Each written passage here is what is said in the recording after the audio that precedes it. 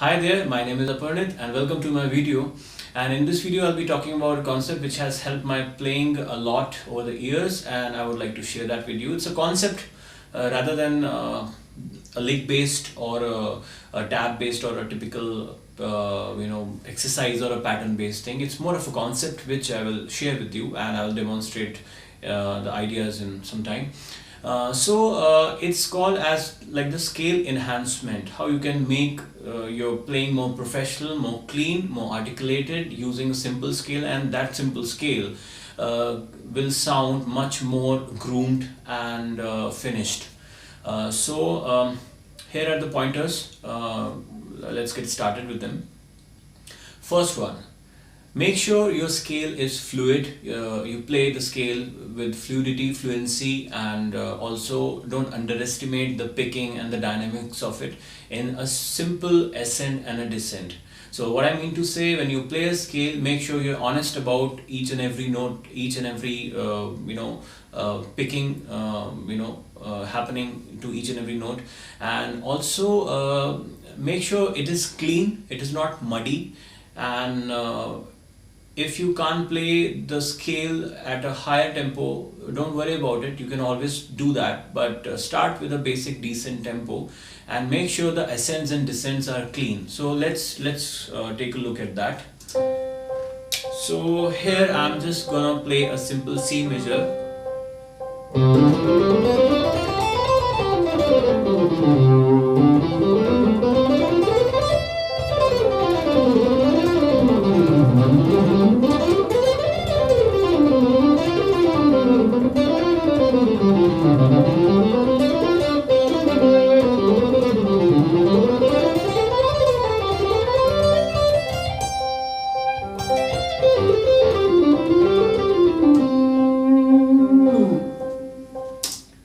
So ascents and descents, they have to be clean. The scale should be connected, and I just want to make a small point that this is not exactly for beginners. So this is more for an intermediate and an advanced levels, and as the video progresses you'll see more interesting points.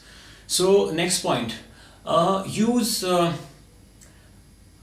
stop and start sort of a fluctuative playing in your scale. Like don't keep on like playing in a certain tempo. Like I'm talking about more of a free time playing, wherein you play fast and slow and then take some pauses in between and rest on those nice melodic notes, nice resting notes of the home parent scale, and then play some quick phrases, and even if you're playing a basic C major scale, you can use this speed temperament idea to make it sound more meaningful. So here's an example for it.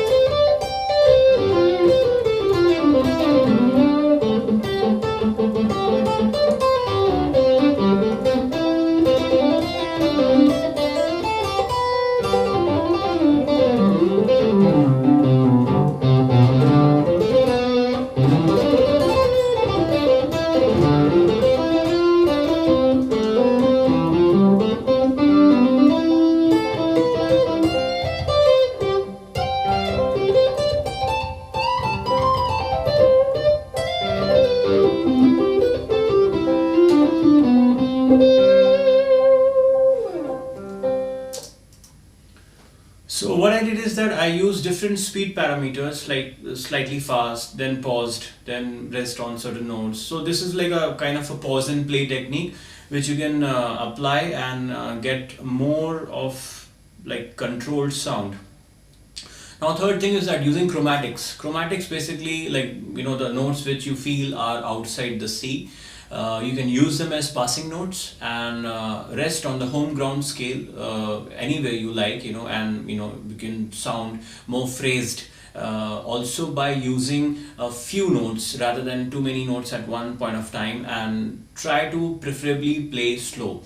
When you play slow, you're allowing your mind, you're allowing yourself to process that information, and you'll have more repeat value in the phrase you play, and you can always compose the phrase or do vice versa also with that, because most of the time many people play just with a finger memory. It happens, it does happens that sometimes we might not compose like a tune and play over it, but sometimes we just play something and then realize that, oh, we played this. So it's better to play slow so that you can read that, you can collect that information and make use of it later.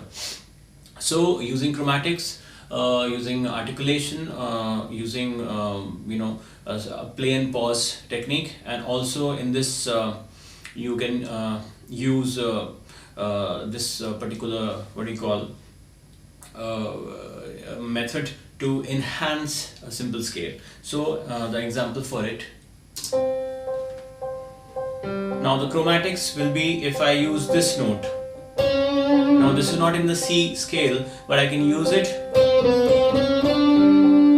so it will sound like a complete phrase. Now if I take this note, it's not again in the scale, but I can use it.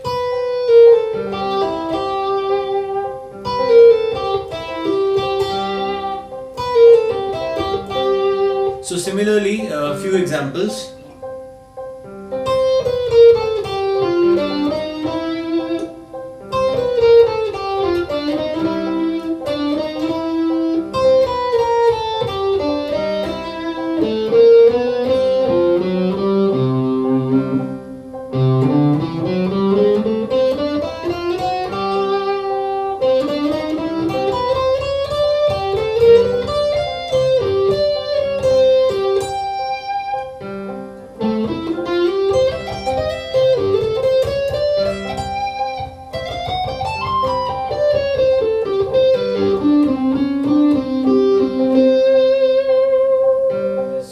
Point we'll talk about, like, if you use few notes, try to use bends and slides to enhance it. Example.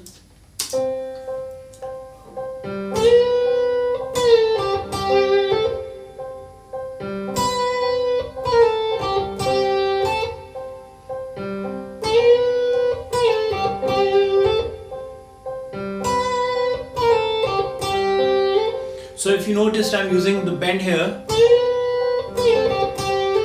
And the same thing I'm using slide, chromatically pull-offs over here, or I can use a slide. So you can use bends and slides to enhance your playing. So a small example.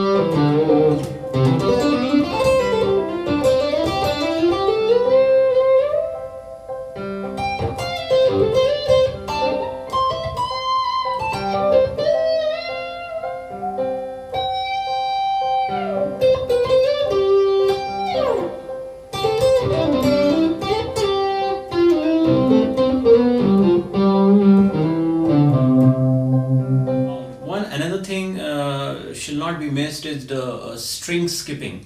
Now that makes a huge difference in playing or sounding very anti-sequential. What I mean to say is that when we listen to the songs are the combination of certain notes, which sounds very good, and then on top of that there is an articulation involved in it. So when you play also, like when you're practicing over a scale, use this idea of string skipping, and also try to avoid too much of sequential playing, like 1 2 3 4 5 6 7 and vice versa. Try to use this string skipping idea in juggling or in shuffling the notes and trying to get a very adjacent kind of sound. It also can be named as like different intervals you could play, like 1/4 or 1/3 or 1/5, or different intervals you can use to make your scale sound more tasty. For example, if you use the thirds, it will sound like,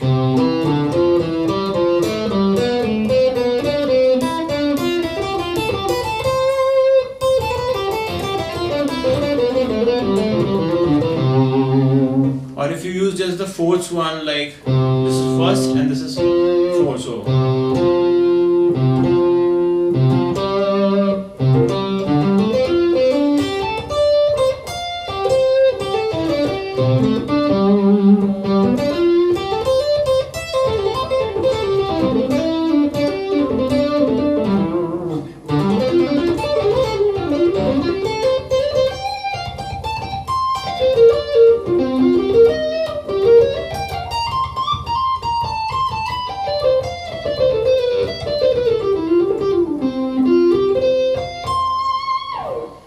so that's the idea of the playing the fourths and string skipping example. Here it goes. You can use like a fifth and then third and then the first. So if I play the first, then go to the third string,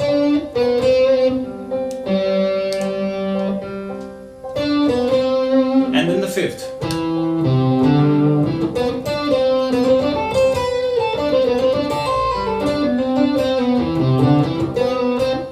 So if you noticed, it sounds pretty good.